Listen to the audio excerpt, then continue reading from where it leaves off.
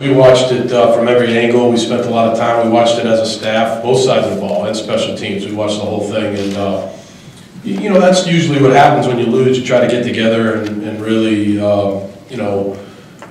observe both sides of the ball and special teams. We have a lot of good coaches on our staff, and it was a good meeting on Sunday. Defensively, again, it comes down to tackling. We've got to tackle better, and one thing I want to address right off the bat is, because I know somebody's going to ask me this question, and it's obviously, I respect the question, but it has nothing to do with thud.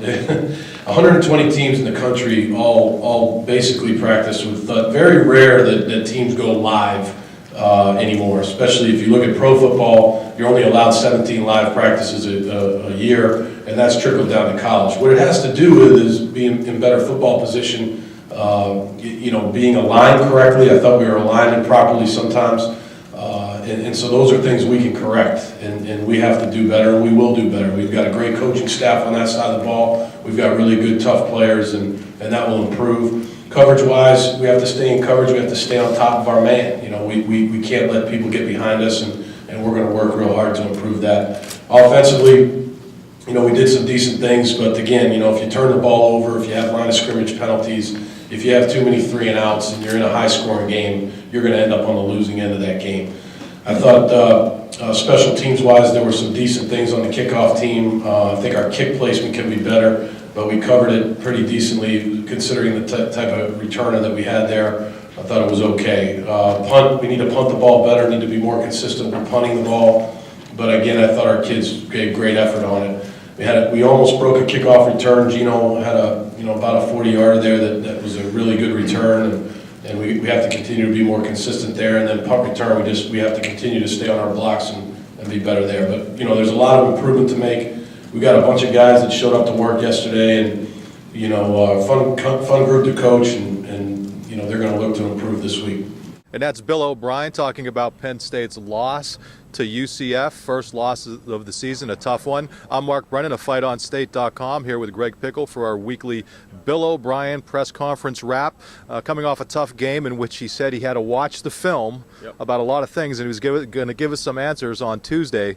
Bill O'Brien, as usual, opened up with the injury report, so we'll open up with that as usual, get that out of the way, and then hash into some of the other stuff he was talking about. Yeah, he talked about Mike Hall. He's still day-to-day, and this is the guy they're going to have to watch in practice this week. Last week he said he was probable. This week he's day-to-day. I still think that Mike Hall is not back to 100%. In fact, Glenn Carson said that on Tuesday morning's conference call. So I think Mike Hall will be back on the field this week. I just think it's going to be a little bit more limited. Otherwise, they're healthy. Bumps and bruises, Bill O'Brien called, the other injuries, and maybe some knocks here and there. But overall, this is a healthy team heading into week 4. Yeah, one other thing of note, he said that Kyle Carter, after screwing up, Carter told me that I think he hyperextended his elbow against Syracuse. Bill O'Brien today said he nearly broke his arm. Was kind of limited through the early going of the season, but they were able to work him in a little bit more against UCF, and I think we're going to see more and more of him, which is big. I'll tell you what, Greg, the stuff with Mike Hull, and one of the reasons I wanted to open with that, I think that's big. Oh, yeah. I mean, against UCF, you could really tell where a limited Hull with a knee injury, when he was in there, that he wasn't quite as quick as he usually is, and that he was a guy that last year played an awful lot against the pass, and not to have him in there, that was very difficult for them. So for them to get him back, I don't know that they're going to necessarily need him this week against Kent State, but they have to get that guy healthy and ready to go for the Big Ten season. Yeah, that's why I didn't think we'd see him last week, because like you said, the Big Ten season is obviously the thing that everyone's gunning for here. And even if you sit him this week, I agree with you. I think Penn State will be just fine against Kent State rather's pass offense. The thing I'm watching this week is the fact that they changed. Wortman will now be an or on the depth chart. I'm sure we'll get into that with Stephen Obeng-Agapong. That's really interesting to me. We saw Naeem Wortman come off the field at MetLife Stadium on passing downs. When Mike Hall got hurt and they stayed in their base, he was sort of forced to stay on the field. But now you have Obeng, obviously a safety bumping up to play linebacker. I'm interested in that. We didn't get to ask him about that today, but I'm really interested to see how much time Wortman spends on the field this Saturday and sort of what leads into that. Yeah, and I think people have to remember, one of the things against UCF, and I'm not making excuses, but Bill O'Brien did touch on this. There are a lot of young players on that defense. I mean, Wortman, redshirt freshman, played very limited last year before being injured, and the two new corners. I mean, both of those guys, what a learning experience that was for them. I asked Bill O'Brien directly what that was like, and he said what it was like for Jordan Lucas and Trevor Williams to play against a quarterback the quality of Bortles, and how much of a learning experience it was. And he said, yeah, those guys made some good plays, but they obviously made some bad plays as well. And I think if you're Penn State fans, you're hoping that both of those guys come out of that better for having suffered through some of the difficulties that they did. Yeah, absolutely. I mean, you look at it, there were a lot of guys, young and old, that didn't have their best game here Saturday. Malcolm Willis afterward called it his worst game as a Penn State player, and I think there's probably a lot of guys that could go in that boat, especially the younger guys that really had a lot of success against the, mediocre passing offenses that were Syracuse and Eastern Michigan, and then you get a guy like Bortles in here who's a very much an NFL talent, and they struggled. So it's a bounce-back week. I'm not sure how much you can learn from what they do against Penn State's offense, but it's almost like you're not hearing anything during practice week. No news is good news, and no news means there's no bad news. Now, we earlier addressed the fact that Bill O'Brien, as usual, opened up his press conference with the injury report. The other thing he opened up with, and this is the funny thing about him, unlike Joe Paterno, who claimed he never read newspapers or paid attention to the media, Bill O'Brien clearly reads newspaper, and he admitted as much. He said he reads at least 5 stories a day to try to get a feel for things.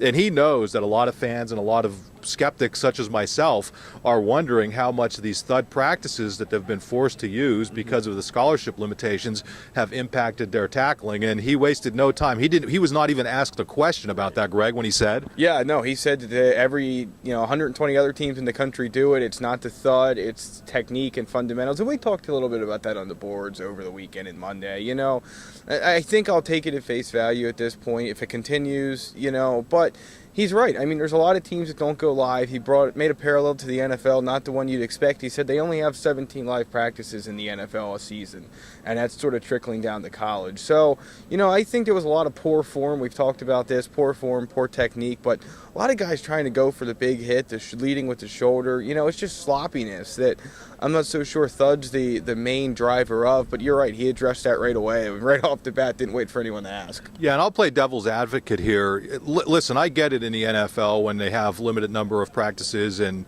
these guys are all making millions and millions of dollars, but these are pro players. These are guys who've been around, and I wonder with as many young guys as this team has, the fact that they didn't hit maybe as much. Now, he's claiming that with Thud you could still do hitting, but to me, the issues with the defense, and it's not been just this first game. Right. It was limited, not as much in the previous games, but there have been spots of poor tackling, I think, throughout this season, and I think it's really still fair to wonder, and he kind of headed that question off at the pass. But I do think it's fair to wonder if, with as young as some of these guys are, that there aren't issues potentially with going Thud. And unfortunately for Penn State, I don't know that there's an answer because the alternative is we see what happens when a guy like Mike Hull gets injured. Right. So I just don't know if this. We'll see soon enough. If Penn State is able to clean up that tackling going forward, maybe I'll be the first person to admit I'm wrong, but I do think that there has been an issue with that. One of the other things that he was asked about was the lack of production from defensive end Deion Barnes, last year's Big Ten Freshman of the Year, and it's been kind of startling. I mean, through 3 games, Deion Barnes with no tackles for losses, obviously that means no sacks, and only a handful of tackles overall. He's painting that as if a lot of teams are running away from Barnes, that he's seeing double teams, and I think there's something to that. But I also think that he's just not played particularly well to this point. Yeah, we're on the same page there, Mark. You watched the replays of the 3 games so far. Syracuse and Eastern Michigan maybe did a little bit more of that, but UCF didn't really give a whole lot of tackle help. And UCF ran wherever they wanted to. I mean, the holes were huge against UCF. You guys saw it at home.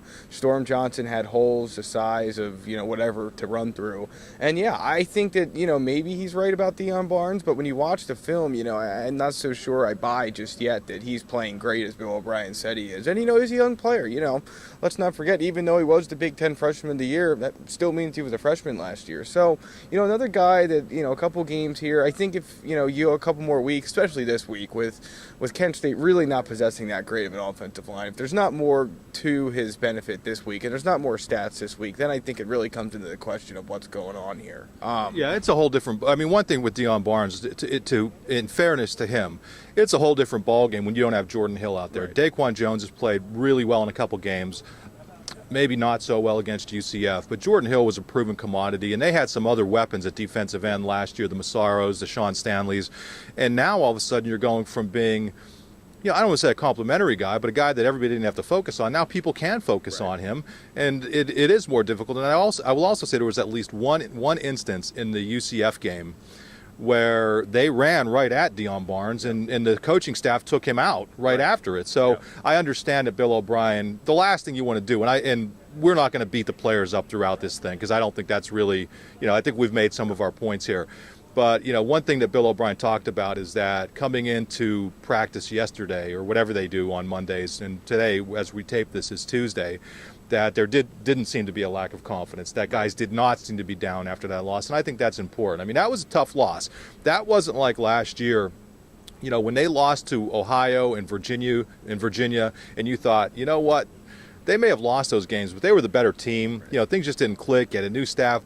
I think they were beaten by a better team, and you wonder if that hits your confidence when you're beaten by, a team not from a major conference who, was able to come in here and do what they did. Yeah, absolutely. I mean, we'll see Saturday. Of course he's not going to sit up there and, expound on the fact that his guys have no confidence. He's not going to say that. So we'll see Saturday. But yeah, I think that from the way he's talked, from the way the players talked after the game, look, Jordan Lucas and Trevor Williams had every reason to beat themselves up, to not be insightful, and I know you talked to at least one of them. They were very insightful after the game. They knew less than 20 minutes after that game was over, they could identify what they did wrong, what needs to be improved, and I think that's as important as anything. We talk about these young guys, that comes with a level of maturity, knowing that quickly what you did wrong, and both of those guys did. I think it's a credit to them, and I think it goes towards that confidence point as well. Yeah, and the other thing I liked, and I took some heat from this on the message boards when I was doing my grades and my game breakdown, is that I really think there's something to be said for the fact that Penn State didn't tank it in that game. I mean, once things started going wrong and they couldn't figure out a way to stop Bortles,